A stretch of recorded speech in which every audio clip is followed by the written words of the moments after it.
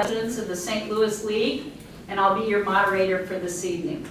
I want to thank these candidates for participating. They are in order as they appear on the ballot and are present. Mr. Bill Otto from the Democratic Party, Mr. Jim Higgins from the Libertarian Party, and Mr. David Arnold from the Green Party. Ann Wagner, the Republican Party candidate, was certainly invited, but she is not joining us this evening. Before I read, I think we're done. I'm going to give my little lecture on civility of politics later on. That tells me perhaps we need it. Okay. Before I read the ground rules for tonight, I want to thank just a couple of people. If you've watched the league this year, you know we've had a very busy fall. We had Celebrate the Vote downtown with close to 1,000 people. We have given 38 presentations since the 15th of September on the ballot issues and other kinds of things. We have registered thousands of voters, and we have answered the call to do any candidate forum that we can arrange. So this is something that we really think is important to do. We have 2 part-time staff in the office, and those are Julie Behrens and Anna Menrick. We want to thank them. Pat Jones, who many of you worked with, the candidates worked with, who is our candidate forum coordinator, and the folks here at Merrimack who were always very welcoming. If the volunteers from the league would simply raise their hand. Again, everybody does this. This isn't their day job. This is their hand job.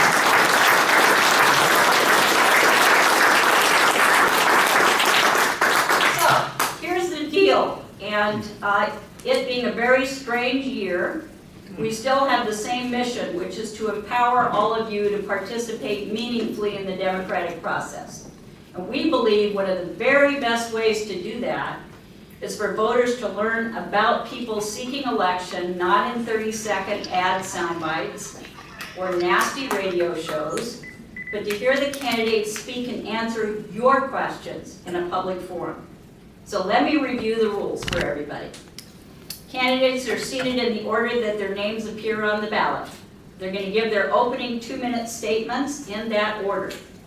They'll have 2 minutes for that, and then they will have 1 minute to answer each question.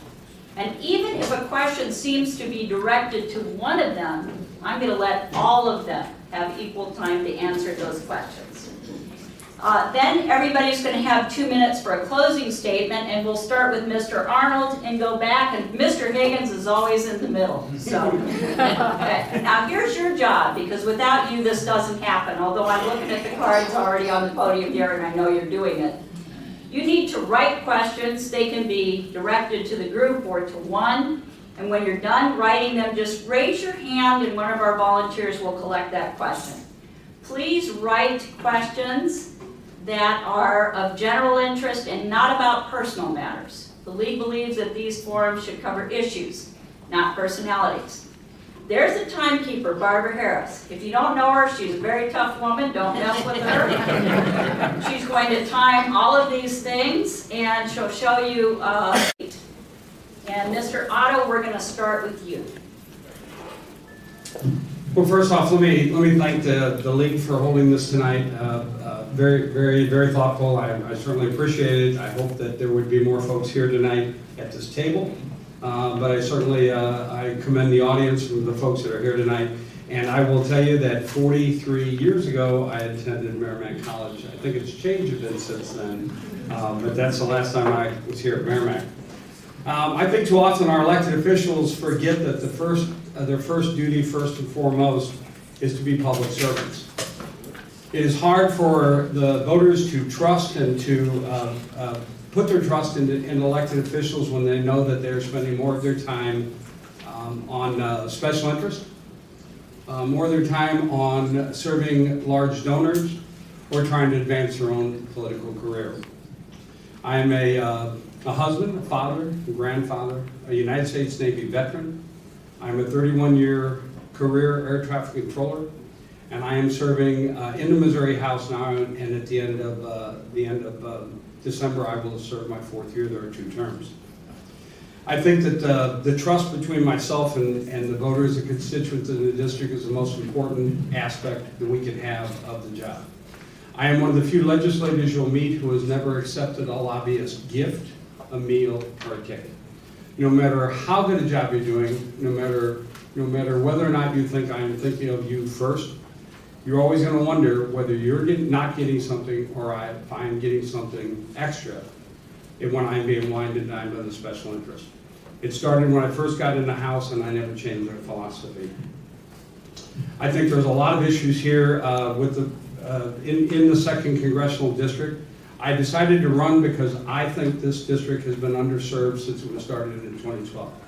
I think that we need somebody who will serve the voters, who understand the needs, will help them in. I think, Mr. Otto, your time is up. I didn't see the 30-second, I was waiting for that, sorry so much. Sorry. Mr. Higgins. Well, again, I'd like to thank the League of Women Voters for putting the work into organizing these things and inviting all the candidates. It's a shame that some candidates couldn't show up. My beautiful wife, Otto, is in the audience there, and she's been my wife and best friend for 28 years. I personally have been a Libertarian for 42 years. The Libertarian Party itself has been around for 44 years.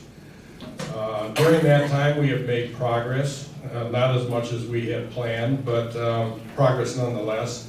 It takes a long time to sway public opinion in a big way. There are several ways to describe a libertarian. Some of them are a lot more wordy than others, but the easiest way is to say that we're for freedom.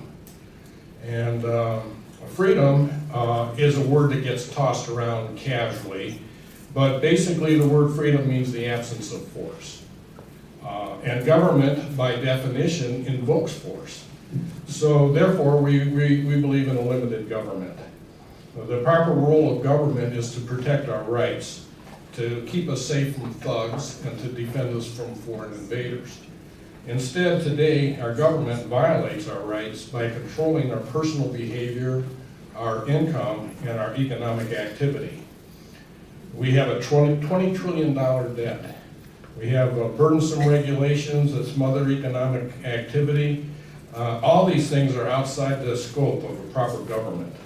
If government could solve our problems, all our problems would be solved by now. People complain about too much money in politics. They suggest limits on campaign contributions and spending. But that's just another Band-Aid solution. The solution to all these things is quite simple. Remove power from politicians. Thanks. I'm not comfortable sitting down there. I can't see you, and I'd rather stand. So, my name is David Arnold. I'm running on the Green Party ticket. The party is new in Missouri. It just got ballot access.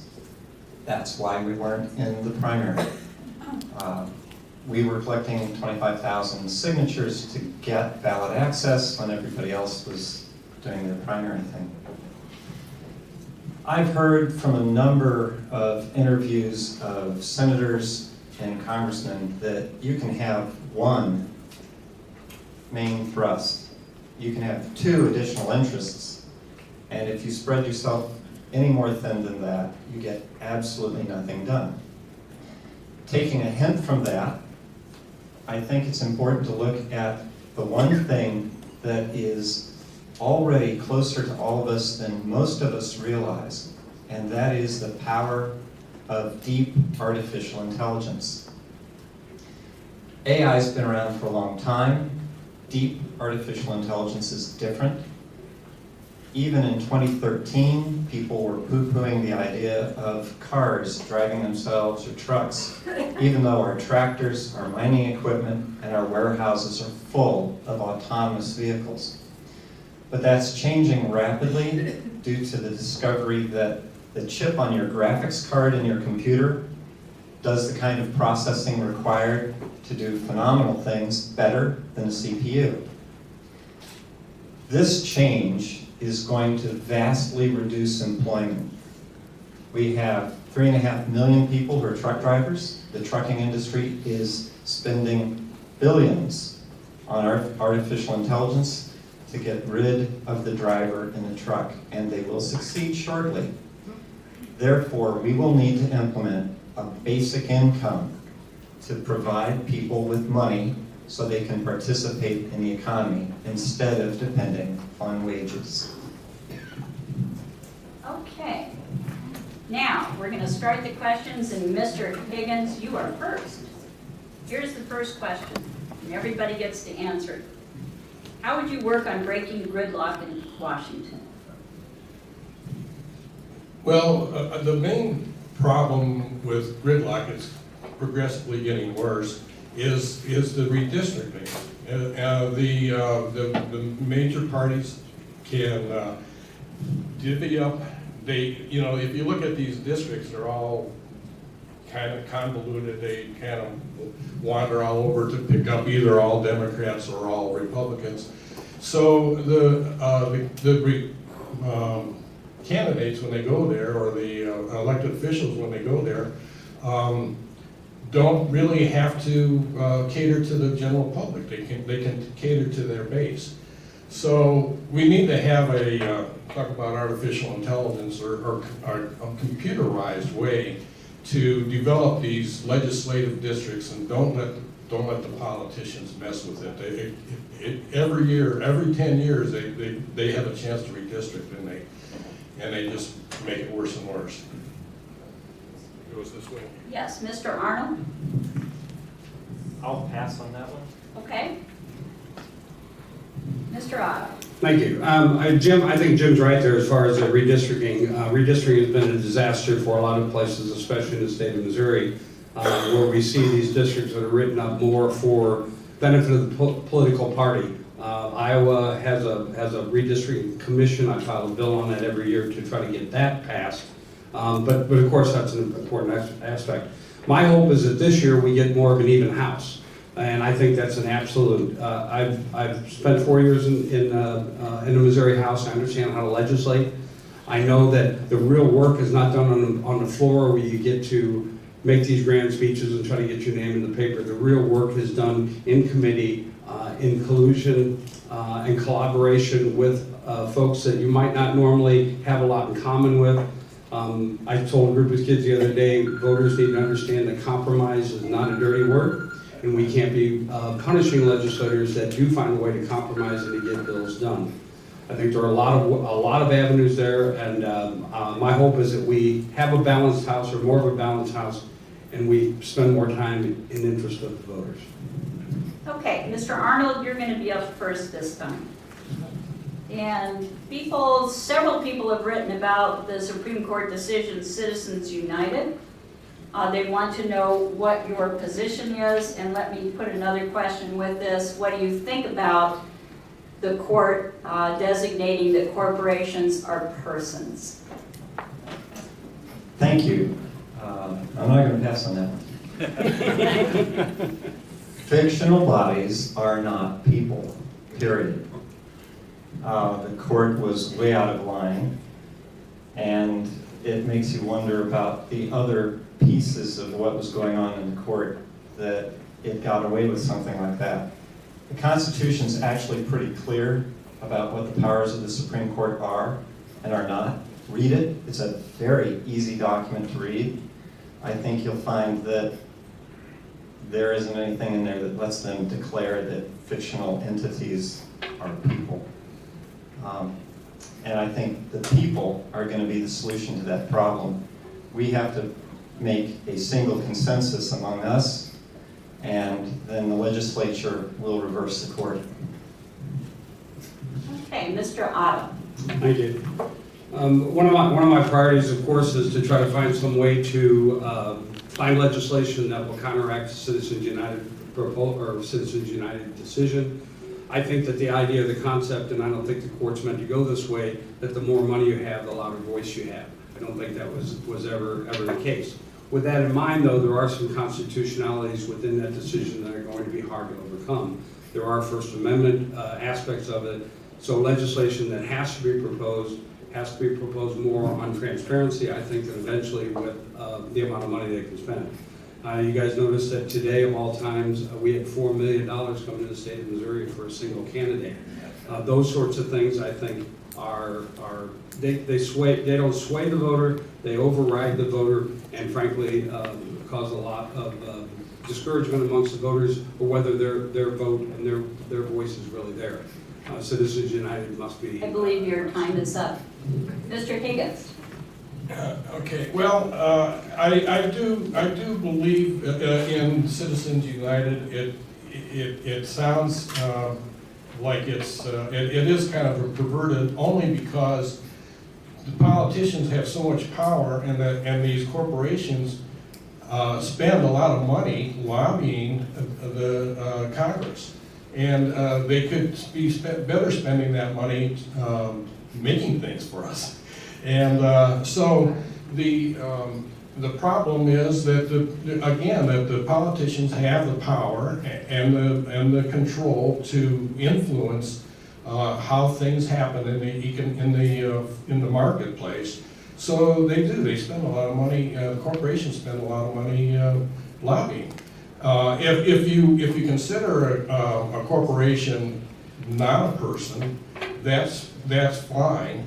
But then, but they're not people. But if you're going to consider it that way, then don't let them spend, and don't tax them.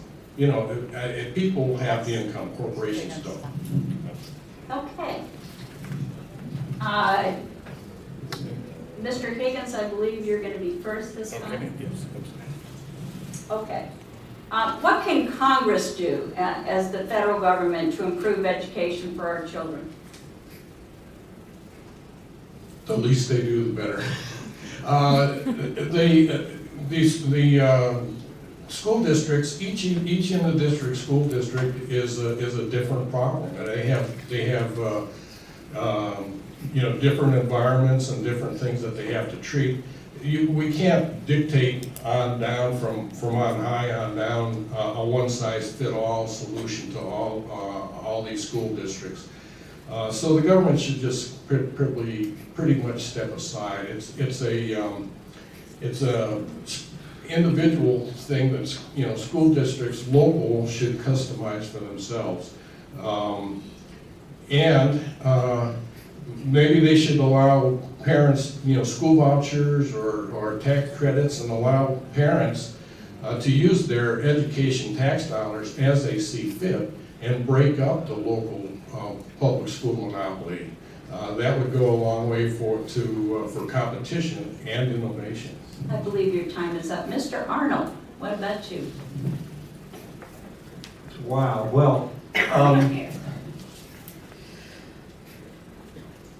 it seems to me that if our Bill of Rights and our Constitution do anything, it's to establish due process of law and to value the individual and the individual's rights above everything else, including, for instance, national security. The nation is secure when the individual's rights are protected, in my humble opinion, and not by trampling individuals' rights to protect some abstract.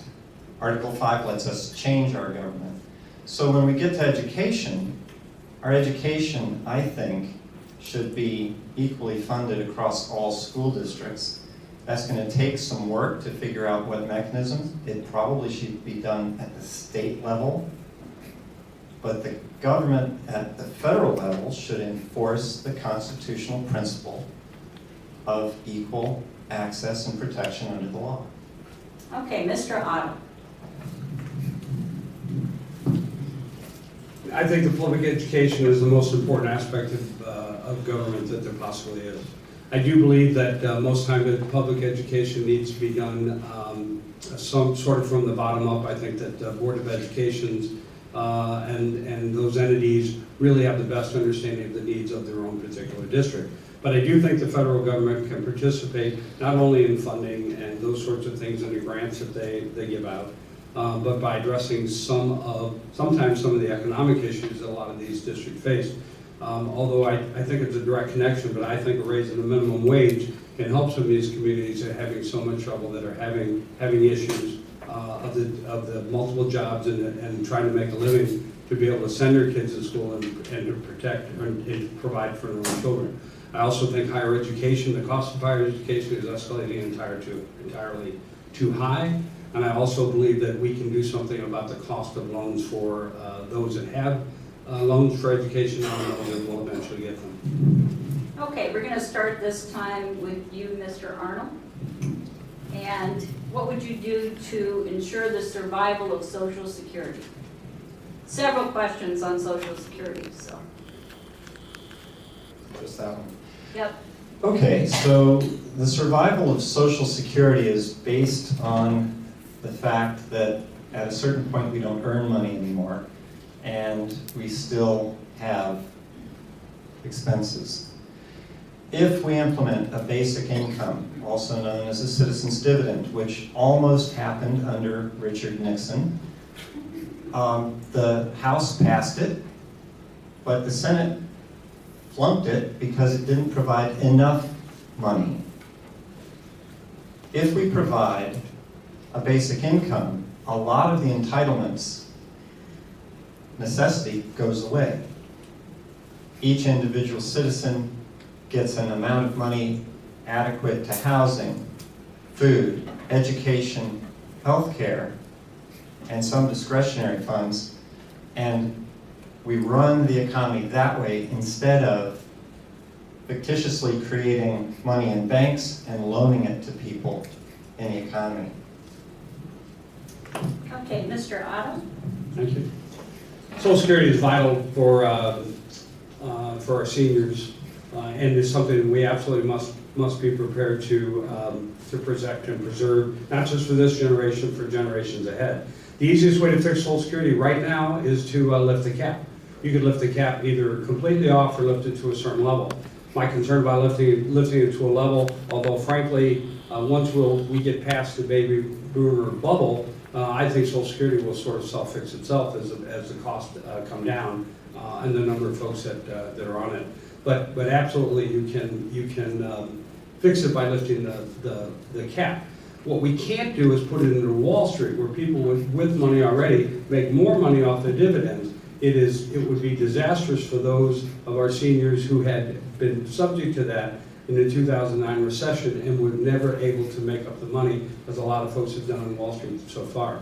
That is an absolute wrong way to go, and one thing that the current representative now proposes. Okay, Mr. Higgins? Well, when they initiated Social Security, I think it was back in the 30s, if my history is correct, they were expecting or planning on ever expanding workforce. Basically it's a Ponzi scheme. Is that, you know, the population or the working population was always going to get bigger than the retirees. So it has failed. It's never was economically sound. So and the biggest problem with Social Security is that you don't have a choice. When I became 16 and started working, they took it. They didn't ask me if I wanted it or anything. They just took it. And so again, they don't have to compete. They don't have to make Plan Better or anything, because you're forced to participate in it. And you know, that's what's wrong with it. Okay. So this question is for you, Mr. Otto. Let's stay on seniors' money. And two people have asked about the 32,000 retired Teamsters and say, what will you do to protect seniors' pensions? It is one of the problems that we have. We're going to face more and more as we move along and define benefits. Those retirement systems slowly go out of vogue. Central States was a company that holds retirement systems for many of the Teamsters, but not just for Teamsters, for a variety of workers across the country. And as they started going insolvent, as their assets were actually pulled away from them, and much like Jim said, though, their retirement system depended on so many folks behind them. About 3 years ago, it was voted, the current state representative now voted to allow Central States to cut these retirements in half. I thought that was a disaster. It continues to be a disaster. We have spent a lot of money trying to protect businesses that are too big to fail. I think that some of these retirement systems simply can't be allowed to fail. And if we're going to protect our businesses, we need to protect our own seniors and our retirees as well. Mr. Higgins. Obviously, if you're an employee in a company, you enroll in their pension plan, or you expect to get your pension when you retire. There are a lot of laws in place that they have to keep so much money in escrow and everything, but basically it's the company's best interest to provide a stable pension system for their employees. If they don't, they're gonna lose employees. So yeah, they should keep that money in escrow. I don't know, that's about all I can say about it. Mr. Arnold. Could you repeat the question, please? There are 32,000, for example, retired Teamsters in Missouri. What are you going to do to preserve their and other seniors' pensions? Well, again, the whole idea of a pension is to support people who aren't working. Infants don't work, children don't work, and the elderly don't work. But we want to feed them anyway, house them anyway, and care for them medically, and not just keep them in a small room in the dark. If you look at the basic income, how it works, the basic income will obviate the need for pensions. Pensions are based on the idea that the company you work for is going to last forever. It doesn't. That the economics are going to stick around. The idea that pensions are a permanent solution for an economic problem like that is a fiction, a dangerous fiction, and there is, right in front of us, an idea that's over 200 years old. I think your time is up, Mr. Arnold. Basic income. Okay. Mr. Higgins, you get to be first this time. There are several people who are asking about gun. There's no reason not to have them. It's heavily supported throughout the country. I know through this district, we've talked about this a lot. Universal background checks for transfer of ownership of guns is essential. It not violates anybody's rights. It won't start a database of whether or not you own a gun. It'll simply say whether or not you've been convicted of crimes, whether you're on a terrorist watch list, or whether you've had some sort of mental disorder that might preclude you from receiving a gun. I also think that a couple other things that are vital with whether or not there'll be any other gun questions is that we need a strong mental health program in this country. It is one of those things that's essential that will help us, and it's actually not designed to help us decide who gets guns, but to help those that need help and maybe keep them from getting to the point where they acquire a gun and do something that we'd all regret. Thank you. Okay, Mr. Arnold, you get to do this one first. I probably have 6 questions up here about health care and the Affordable Care Act, but they all boil down to this. What one thing would you do to improve/fix the Affordable Health Care Act?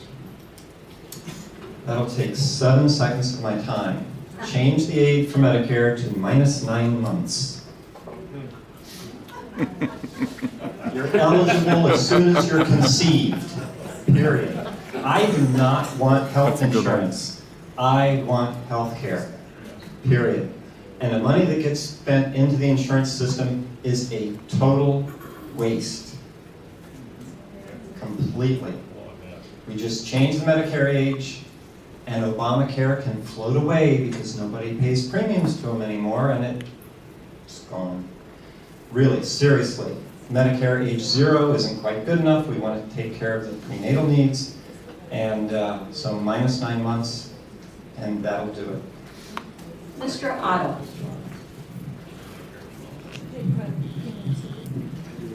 The answer to this is to offer a public option. That's all there is to it. The Affordable Care Act was negotiated prior to passage with the insurance companies with the understanding that they would have to make an investment into the health of this country as everybody else would. They knew that the profits were not going to be there immediately, but eventually as the pool grew to include everybody, and I mean everybody, the insurance companies could continue to make a profit. is you notice that United Healthcare and Aetna has withdrawn from the Affordable Care Act.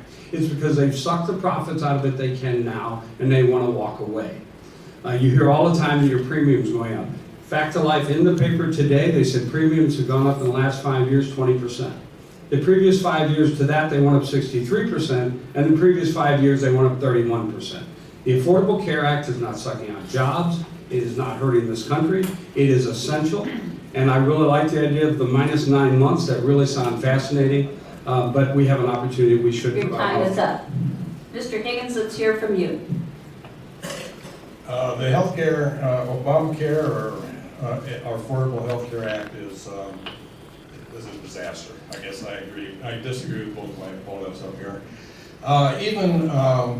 Even Bill Clinton in an interview said that that the affordable health care was the craziest thing he ever saw. It hasn't really solved anything. The premiums have gone up just as fast as they've always have, and doctors and hospitals can charge whatever they want. The problem with healthcare is nobody cares about the cost. The doctors will charge as much as they want, and the hospitals will charge as much as they want, and magically the insurance companies are going to pay for it all. No, it doesn't work that way. We end up paying for it, but we don't realize that. We don't feel it.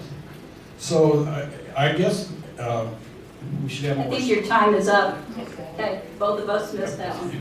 Okay, Mr. Otto, I believe you're going to be first this time. I'm going to switch to money for a while and then come back to healthcare, if that's okay with everybody. Here's the question, very specific one. Do you support eliminating the federal income tax and replacing it with a national sales tax? Why or why not? Mr. Otto?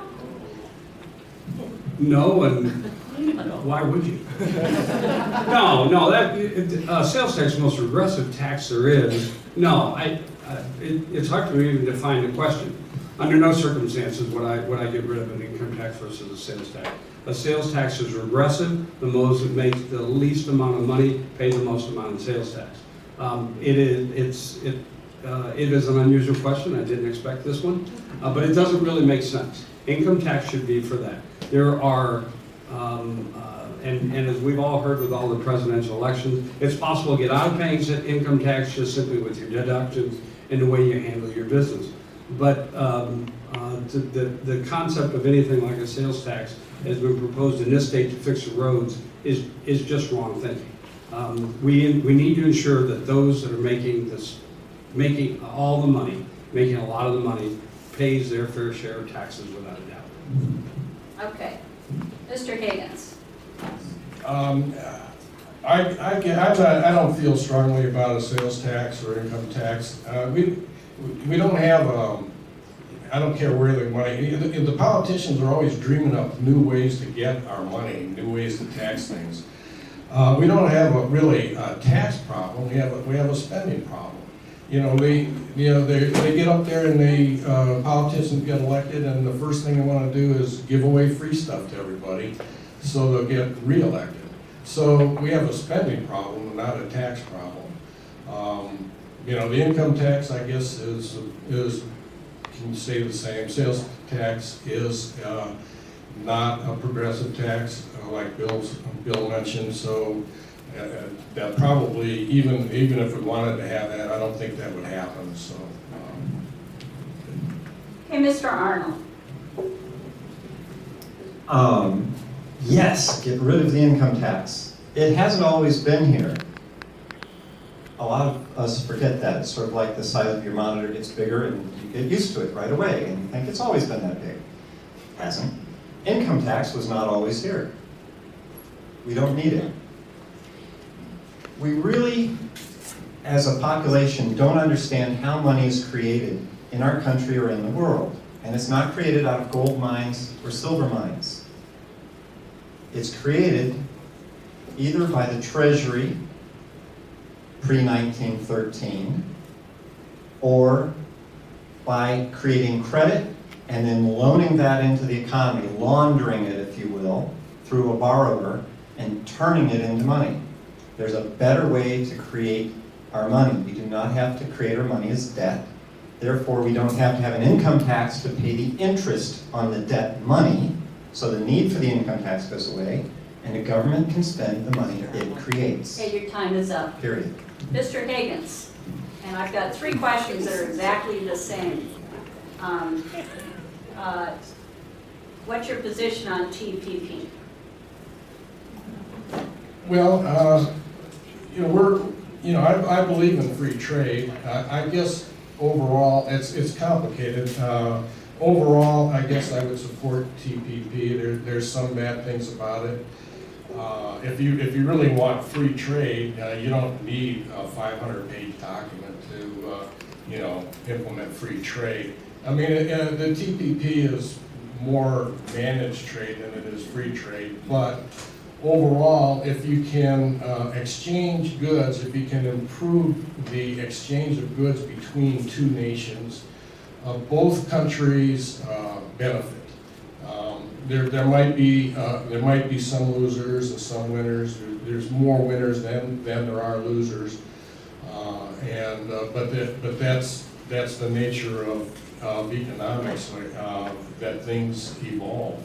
So I guess overall I would be in favor of TPP, but it's not perfect.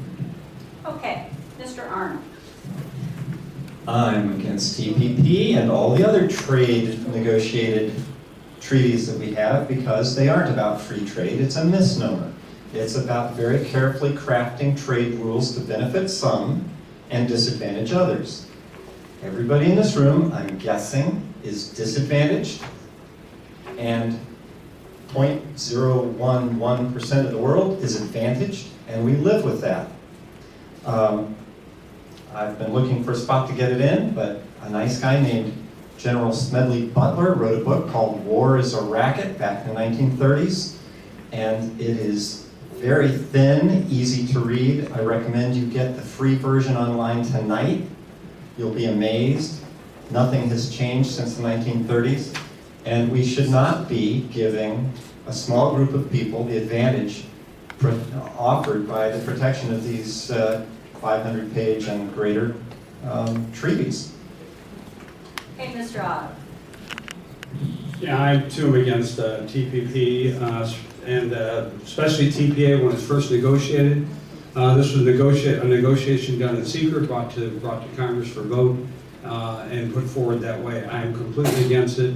Much like NAFTA, where it moved manufacturing jobs out of the United States into Mexico, of course, there's a fear that it's going to move manufacturing jobs, but there's a lot of other problems too. Our country demands certain safety requirements for employees, certain wage requirements, certain protections for employees that are not included in this. So other countries will be able to manufacture goods and do what they do to ship here without those safety concerns. Also, one of the big problems with this is the pharmaceuticals were left out of this. We're not allowed to negotiate pharmaceuticals with TPP. It is one of the worst aspects of it all, and it puts Big Pharma back in charge of what's going on, not just with our health care, but with the cost of medications. Okay. Mr. Arnold, we're going to start with you on this one. To answer the first question, I think it's a question that's impossible to answer. If Rumsfeld can say that the Pentagon doesn't know where $2.1 trillion went in the prior year, I don't know what your percentages are of, but if our gross national product is less than a quarter of that, what's the percentage of 2 trillion of 5? It's ridiculously huge. Our government is not supposed to be the biggest bully on the planet.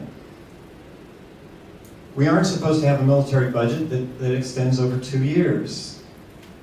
Constitution again, pesky thing. Our founders understood that organized armies eventually turn on their own people because they don't have enough of everybody else to fight. And so they wanted a weak military. And it caused some problems early on, and people started looking the other way. We need less military. Okay, Mr. Otto. I have no idea how much of our debt now is due to military spending. In fact, whoever wrote the question, if you'd come to me and tell me your answer, I'd like to hear it sometime. What I can tell you is we fought 2 wars without changing our revenues to finance them. We will be financing those wars for a number of years into probably the next generation, if the generation after that. We do need a strong military for this country, without a doubt. We see this in actions around the world, and the United States has always been a leader in that and should. But we do need to consider how we spend our military money. Good example is we have developed a jet over the past few years that cost $1 billion. I spent 7 years in the Navy as an air traffic controller. I saw airplanes go down in training missions. It's a difference when an A6 goes down and we lose $7 million versus an F-35 that cost $1 billion.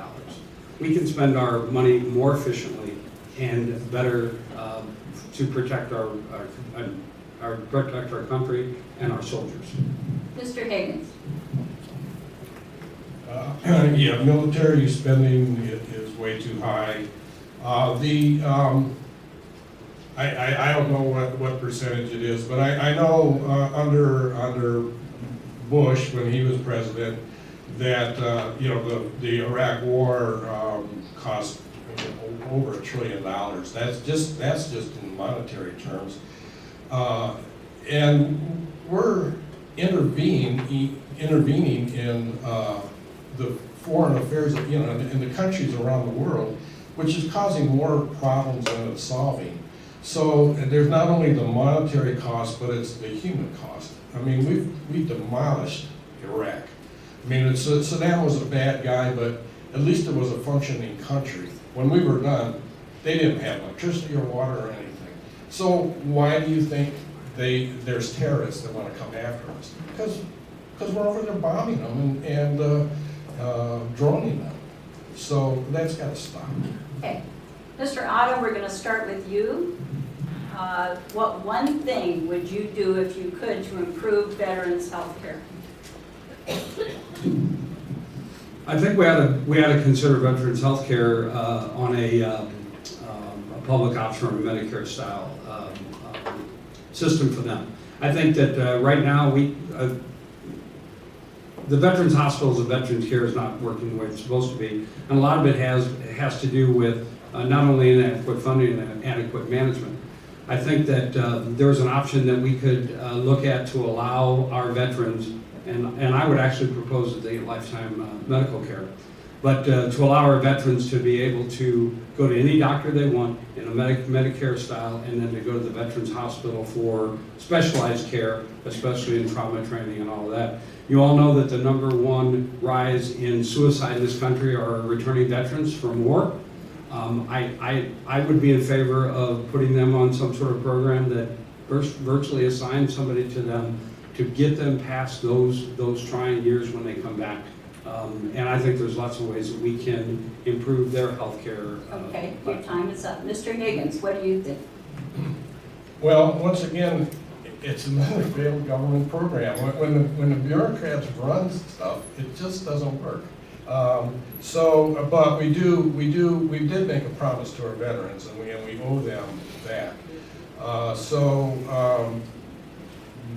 In some states they allow them, in some areas, rural areas, and we allow them to opt out of the VA system and use that money for private health care. Mr. Higgins. And we're going to change gears and talk about the environment. Several people have written about cleaning up nuclear waste, but I'm going to ask you the most specific question that I got. And that is, what is your position on the West Lake landfill radioactive waste? Are you in favor of USACE being commissioned to remove it? Since it's there and the problem exists, I don't know the details of how it was caused and everything, but yes, it's my wife drives by there every day, and she comes home and complains to me about the odor and things like that. But yeah, it needs to be cleaned up one way or the other, and if we can bring in outside help, that so be it. Okay, Mr. Arnold, how about you? Boy, nukes. Yeah, we've got a landfill on fire and it's going closer and closer to nuclear waste. What should we do? Well, since we can't put the fire out, we have to move the nuclear waste. And of course, we're going to move it to someplace, and there's going to be a problem there too. I don't see an option to not moving it. What, we're just going to let the fire burn into it and start putting it in the air? That doesn't sound reasonable. But we also probably have to quit making nuclear waste and quit spreading it around. Our military uses depleted uranium because it's very heavy and it packs really big punch, and it's still radioactive and it's toxic, and it makes our service people ill as well as the enemy, and it gets into the environment and sticks around. The nuclear question is really large, but as far as the Westlake goes, it's right here, and we've got to do something about it. Our options are not all that good. We've got to take it anyway. Okay, Mr. Otto? Of course, the bridge and landfill is in my house district, and something that came up in almost immediately after I got elected. Right now, the EPA is working toward a record of decision. Unfortunately, they had a record of decision in 2008 and abandoned it, not just because of public input, because it was a bad decision. At the time, it was proposed to cap it and leave the waste there. Had they done that, they'd be pulling the cap off of it now to stop the fire. It is, I believe that the only safe and permanent solution is to remove the radioactive waste, whether it's moved to Colorado or to somewhere else where it has been moved. By the way, there's been hundreds of thousands of tons of material moved up to now. But the public trust the Army Corps of Engineers, and I think that's where it needs to go. The Army Corps of Engineers needs to get control of it, to make the decision, to be able to enact what they've done in all of North County. They've cleaned up almost all of North County. This material is settled in here. It's been in for 40 years. Okay, Mr. Arnold, you're going to stay with the environment for one more question, and you're first. What do you think is the single most important thing that the federal government could do to deal with climate change? The single most important thing the federal government could do is take the lid off of the suppressed technologies that keep us on fossil fuels. If we get off fossil fuels, we cure so many problems. Emphysema, asthma, health problems, wars overseas over oil wells. We've got technologies, we've got secret patents. Now, the U.S. Patent Office was created to protect inventions, but now we have secret inventions. And who are they secret from? They're secret from us. It's not serving us, and it's our government, or it's supposed to be our government. Now, I don't imagine it as a representative I'll be able to do anything magical, but as a representative, I may be able to encourage the people of my district to get organized. We have to have access to these technologies that have been repressed, and we have to have public access to it, and we have to replace fossil fuels completely. Okay, Mr. Otto, you're next. I would agree with David there as far as fossil fuels are concerned. I think that there is a tremendous opportunity here in renewable energies that we need to be moving forward. I don't know if you knew, but Germany has just passed legislation to essentially, in our lifetimes, eliminate the combustible engine, especially in cars. But I think that renewable energies offer us so many opportunities in not only reducing our footprint on this earth, but also to provide jobs, to provide industries in areas, especially around the mining towns, who are going to be hit with the loss of income and loss of jobs. I know that there are several proposals out there, and some of them are better than others, but renewable energies, both in wind and solar, especially in solar, gives us an opportunity in this country to create jobs, to reduce the footprint, and to calm the fears of a lot of folks who are going to have a loss of income and loss of jobs. Okay, Mr. Higgins. Well, the earth is warming. I mean, I don't think anybody can deny that. Whether it's caused by CO2 or not, That's unclear. There are some surveys that say that that CO2 lags the warming of the earth, that the earth warming actually causes CO2, so it's reversed.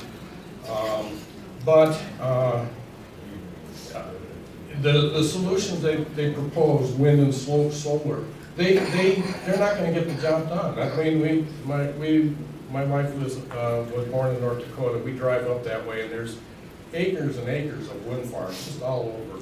And but still, they only produce like less than, between solar and wind, it's like less than 3%. I mean, we spend a lot of money. And ethanol too. Ethanol is a wash. We spend a lot of money and energy on ethanol, And your time is up? zero net gain. Okay. Mr. Otto, we're going to start with you, and I'm going to switch topics quite a bit here, actually. What is your position on women's right to choose? I believe that everybody has a right to determine what happens to their body, whether they be a man or a woman. Pretty simple. I don't know where you go after that. Women control their body. Women can make decisions for themselves. And of course, we hear it's between her and her doctor and her priest. But simply said that women should have the rights that everybody has, and what happens to them is their own personal business. Mr. Higgins. I agree with Mr. Otto on that women have the right to choose. I mean, I saw some statistics. There are a lot of abortions, and I don't understand why in today's society we have that, but it happens. But they still need to have the right to choose. And we need to keep. I guess we need to keep.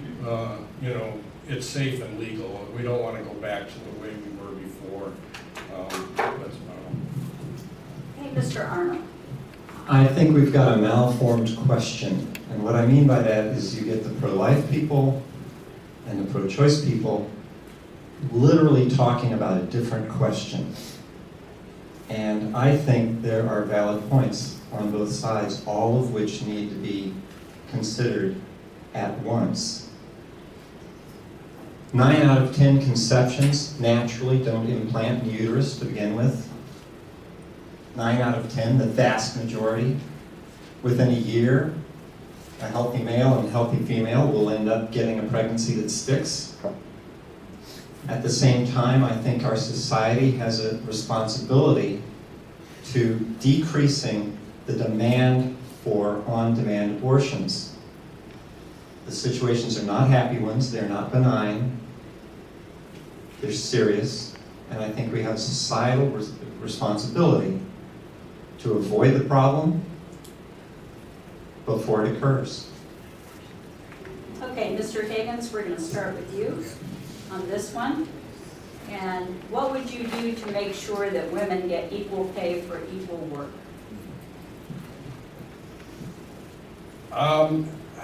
To try to pass legislation to artificially make the wages the same is the wrong approach. I don't know. I mean, there are some studies, or not some studies, but it is a fact that women take more sick, have more health issues, and take more sick time, take more time off to be with their children, things like that. I mean, it's up to the. I mean, we can lay a guilt trip on the companies, and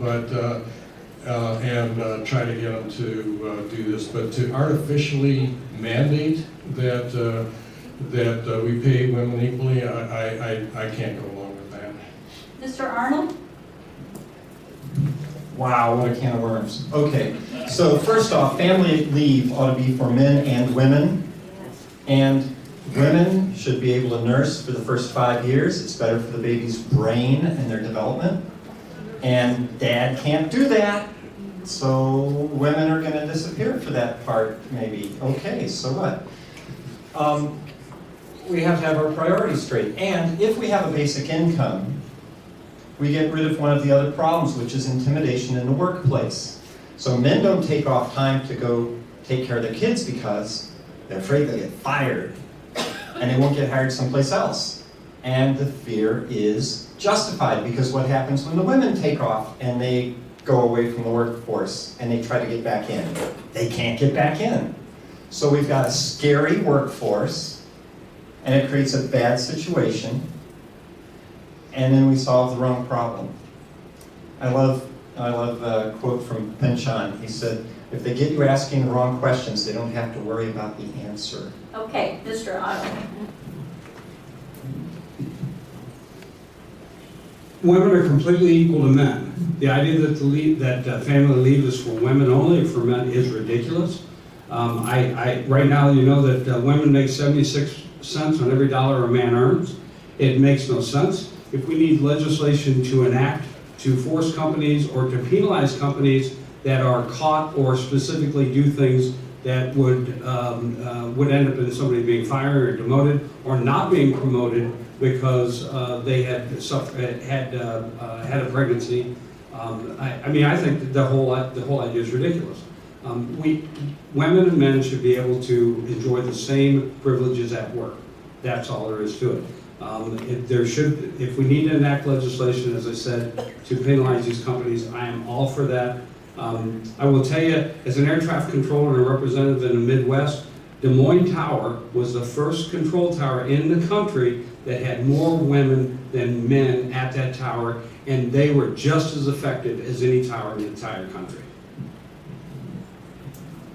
Okay, we're going to go to Mr. Arnold first this time. And Mr. Arnold, want to know what your position is on American workers' right to collectively bargain.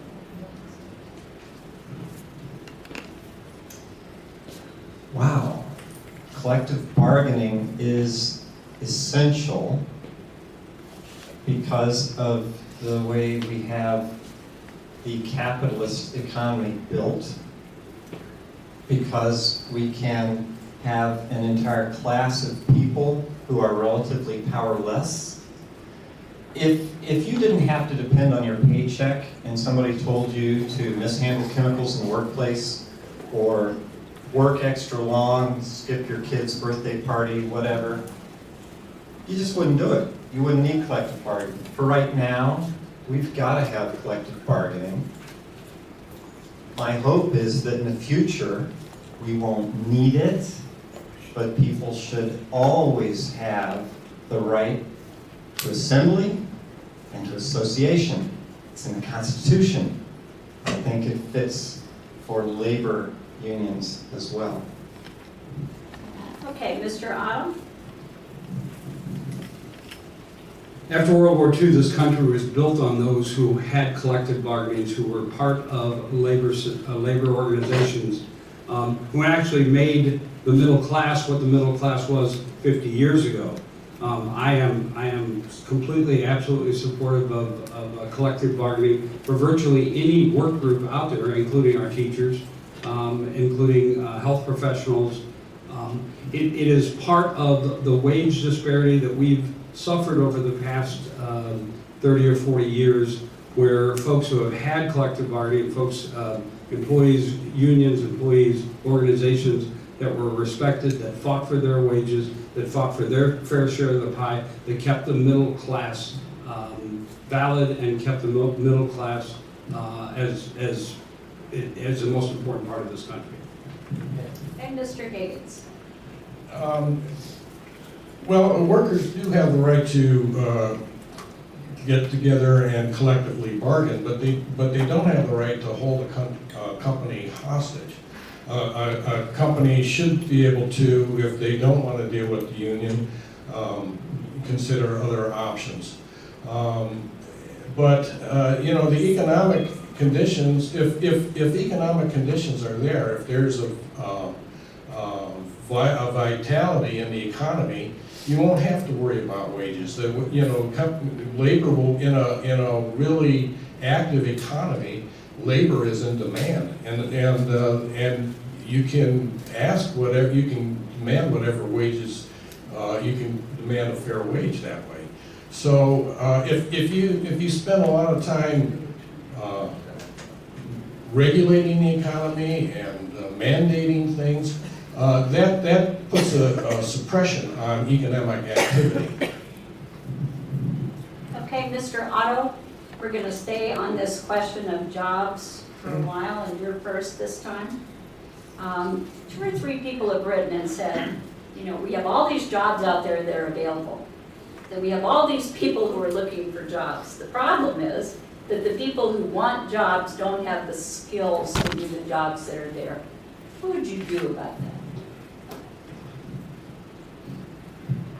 I think it was Boeing, if I'm not mistaken, that went to San Luis Community College up in Florissant and set out a curriculum of classes and skills sets that they needed to be able to hire somebody to take them directly from the classroom into the job. And there are, and I think it's Toyota or somebody that makes car parts out in Wentzville, who has virtually done the same thing. They have defined the needs that they have and gone to educational organizations and said, this is what we need. How can you teach these kids now exactly what we need and to move them, so we can move them directly into the jobs. And I think, of course, that's a tremendous approach. The problem with some of this is that our education is going to last about as long as our iPhones do. And that issue in itself, we have to have continuing education. The young person who learns the job at Forest Valley that goes to Boeing will be able to work in that field for how long without needing additional training. It is something that we have to. Your time is up. Thank you. Mr. Higgins. Well, education is the key, obviously, and we live in a technical society, complex society, and people need to be educated and trained. And the public schools are dropping the ball on this. They haven't really innovated because they get our tax money regardless of performance. So they can keep on going and the way they have been and not improve or anything. So again, we got to go to tax vouchers and tax credits and let people, parents, have more control over their education and send their kids to private or charter schools or parochial schools, whatever, and allow competition in the public school system and innovation. And that way we will be able to train our people, our young people, much better than the way we're doing it now. Mr. Arnold. At this moment, it's just a little blip out in the middle of the ocean, but when it gets to shore, it's going to be hundreds of feet tall and it's going to wipe things out. What is that tsunami? It's the change in artificial intelligence.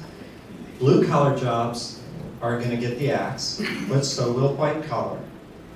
It's estimated that anywhere, depending on who you listen to, 50% to 90% of a CEO's job can be done better by this artificial intelligence than by a human.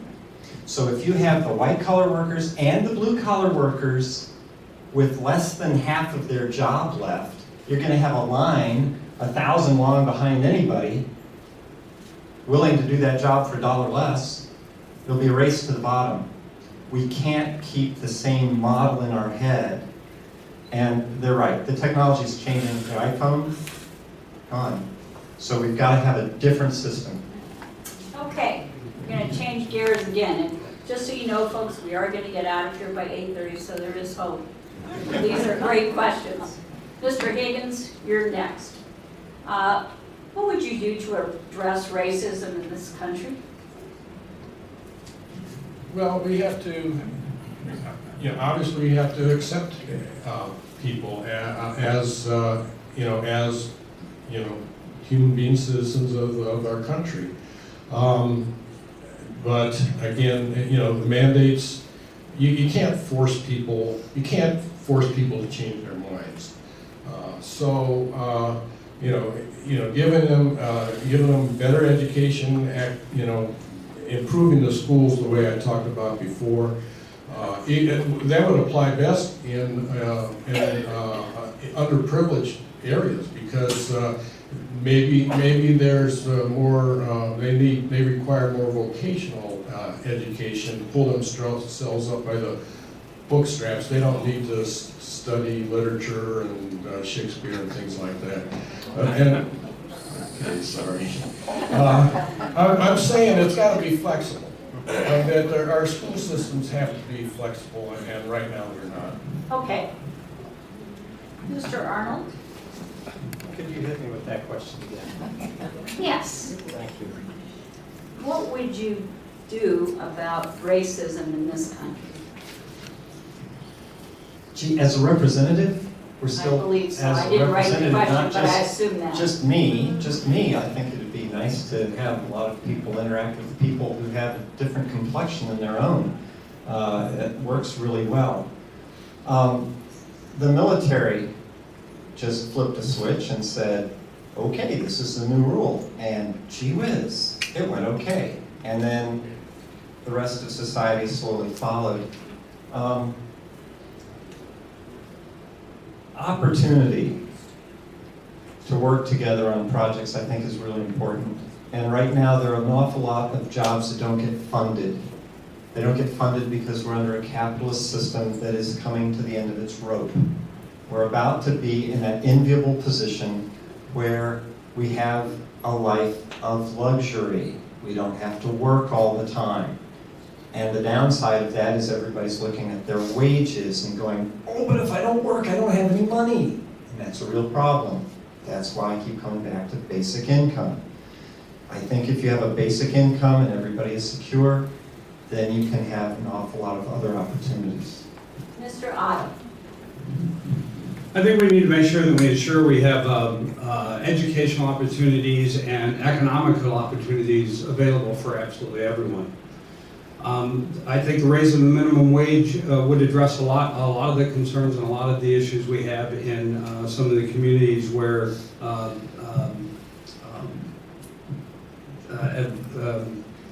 actually lost it there. Where joblessness is so high. I'm sorry about that. We also know, I know in St. Louis County, we put all our subsidized housing in basically the same area. We put all the subsidized. These things need to be spread around. We all are on this as a society, and it's important that we all address it together. I think between the minimum wage and some of the approaches we have there, I think we can make a lot of difference. Okay, Mr. Arnold, we're going to start with you, and I've got 2 questions before we get to the final statements. And these are more philosophical questions about how you do your job. A lot of people wrote questions about, would you vote party lines all the time? Or how could you reach across the aisle and work effectively with someone who didn't belong to the same political party that you do? But I like this version of the question the best. Name one issue that you believe you could work with anybody in the Congress about, regardless of their political party, and why. Mr. Arnold, you get that one first. Well, with that lead up, I'm surprised. That's easy, basic income. There's nobody there who's green yet, so I wouldn't be sticking to the party ticket. And I think that's a bad idea. Having gangs on the streets or gangs in Washington, bad idea. I'm with Jesse Ventura. If I could run without a party, that might be best. I don't want to be part of the gang. Basic income is very important. It's very important that we look at letting people work, but not necessarily having their work be their sustenance. There are a lot of jobs that need to be done, a lot of the things that we need to do with our veterans and with depressed areas of town. There are plenty of people who'd like to be able to do things that are more socially conscious, but they can't because they're tied to other kinds of necessities for income. A basic income is an idea that's been around 200 years, and we need to learn about it, each and every one of us. Mr. Otto. I think there's 3 issues I could be very effective with almost immediately upon arriving in Washington, D.C. First is the Westlake landfill. I think it's very easy to present this argument in a manner that could be easily accepted by other legislators and be able to move forward with it. I also believe that universal background checks are well received within this country, and I think that those are things that I could be affected at and be able to make a difference there. And then maybe the easiest one here, because it seems like everybody wants to go this way, is to find real care for our veterans. I spent, as I said, it's 4 years in the House, and I learned right away that the work that's really done is in committees in the hallways. You have to forge these alliances, you have to understand the needs of the folks you're dealing with and try to determine what best meets their needs rather than my own personal needs, and from there find a compromise, and I think I could be very effective at all of that. Okay, Mr. Higgins? Well, I guess the one issue that everybody is concerned, that most people are concerned about and would be willing to work with is on income, on the economy. It's your bread and butter. We have a myriad of complex laws, one stacked one on top of the other. They pass some laws and cause problems, and rather admit failure or defeat, they pass more laws to fix the problems that they caused before. So, but I think we could find some laws that we can clean up. I think Democrats and Republicans would admit that there are some laws that we can clean off the books and make things simpler for everybody. Okay. This time, we're going to start with you, Mr. Otto. And the question is, what do you think is the single most important issue in the 2nd District in this election? And maybe you could tell us why. I think the first thing we have to do is fix the Westlake landfill. I'm sorry that this is my 3rd time to repeat it, but it is the most immediate problem that we have in the 2nd Congressional District, and it really is. As I said earlier, it's fixable, it's doable, and we can do it in a manner that the community will certainly accept it. I also think that considering that Missouri is the third in the nation for toddler deaths with guns, I do think that the universal background check is something that would be widely accepted and certainly supported, and it would be something that I think that we can make a good strong argument for and be able to pass in the U.S. House. Okay, Mr. Higgins? Well, like I stated in the previous question, the economy is probably the universal issue that people are concerned with. But the second issue would be education again, is that the public schools have again dropped the ball on this, and we need to have competition. We need to allow parents to use their tax dollars for other, to invest their tax dollars in other things, and free up the monopoly that the public schools have on our children. And so I think that would be the one issue. Mr. Arnold? Well, the 2nd District has a lot of the more comfortable people in the area in it, but that's not everybody. And I think that the comfortable people sometimes don't get wind of what's going on as fast as the people who are right near the edge getting pushed off. I think it will come as a surprise to a lot of white-collar workers when they find their jobs are outsourced to a little box. X-ray reading is slated to go computer and get rid of that task for humans. That's a high-paying job, in case you didn't notice, and it's going away. We need to really come to grips with the tsunami of technology change that's coming and the impact that's going to have on everybody's income and replace it. Okay, now, we're going to do closing statements, and I'm going to make some remarks while these gentlemen look at their closing statements. There are some questions that I didn't have time to ask, but I think they belong in closing statements. Some of them are about character and values, some of them are about style, some of them are about communication. So I'm going to mention some of those topics, and you think about that as you prepare your final statement. One very specific set of questions dealt with what will you do about how we divide ourselves, how we talk about us and them. One specifically talked about what have you done about Islamophobia. So I would talk about that as sort of a general value question. There were some questions about communication. What is your track record about being able to sit down in a town hall kind of format and talk to your constituents? How are you going to talk to people who disagree with you? How are you going to be effective? What do you think is the most important thing that you can do as the personal candidate running for this office? So I think those belong in closing statements, and like I said, I didn't read all of those questions in the questions, but I want you to think about that as you give those closing statements. So our time is almost up, and at the end we're going to thank them. I found this stunning. We asked 23 questions. I think this was better than any national debate that I saw. And that's not yet. I'm giving them a little time to prepare, right? But that had to do with you. If you find this forum to be useful, think about joining us by supporting the work of the League of Women Voters or becoming a member. I'll just say it flat out. We are getting between 50 and 150 phone calls in our little office every day.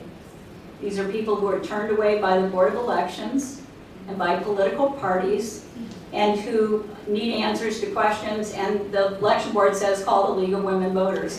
And as I said, we send a voter's guide which we produce with all volunteers that you see in the Post. We do all of the content work. The Post does the production, and we're going to distribute 20,000 extras of those in this election, and we mail it free of charge to anybody who asks for it. So I ask you to think about that. Most importantly, look for our voter's guide. It is live right now. All you have to do is do vote411.org. It brings up your ballot, all of the candidates and the information we've gathered on them, all of the ballot issues. Plus, it's going to be printed in the St. Louis Post-Dispatch, about 300,000 copies of it, on Friday, October the 28th. The date has passed to be registered for the November election, but the polls will be open on November 8th from 6 a.m. to 7 p.m., and we will be in the office of the League of Women. I'll also tell you out there that there are 6 very important ballot issues, statewide ballot issues on the ballot that you may not know enough about. We have informational handouts out there, and you probably know that the League of Women Voters is nonpartisan. We do not endorse candidates, we do not endorse parties, but we do take positions on issues. And you'll see those out there, and some of them, like voter photo ID, we've taken a very strong oppositional position on that. So, it's not a spectator sport. Tell all your family and neighbors to be part of the solution and vote. And now we're going to hear the closing statements, and Mr. Arnold, you are first. Thank you. I used to think that voting was my civic responsibility, and then I thought campaigning for a candidate was my civic responsibility. And then it dawned on me that picking the candidates that I got to choose from was my responsibility. And here I am, a candidate. I don't necessarily think that everybody has to be a candidate, but I think it is important to really up the game from voting and finding out about the issues to really cracking that huge fear about talking to others about issues. Politics, money, and religion, 3 taboos. We can't afford that anymore. We've got to face the music. I got just a little bit of time, and I want to bring a couple things back around. Smedley Butler was the most highly decorated individual in U.S. history. He got the highest award as a civilian, as an enlisted man, and as an officer. He's the only one. He said, "I spent 33 years in the Marines, most of my time being a high-class muscle man for big business, for Wall Street, and the bankers. I was a racketeer for capitalism." Those are heavy words. 1935, he published this book. I've had the opportunity to work with an author on researching a book that is a third footnotes. That's excessive. He doesn't say anything that's his own opinion. And I helped generate some of those footnotes, and I learned a lot about researching things and finding out what real sources are and being able to arbitrate the difference between fictionaloids and factoids. And I think I do an excellent job, and I would appreciate your vote. Thank you. Mr. Higgins, you are next. We'll just hold our applause till they're all done. Well, it was refreshing that we were able to talk about the issues, and I didn't have any dirt on these guys anyway, so. Good luck. You called the wrong people. I did, some critics have said that our platform is too idealistic and will not work, that modern society is too complex to be, not to be managed.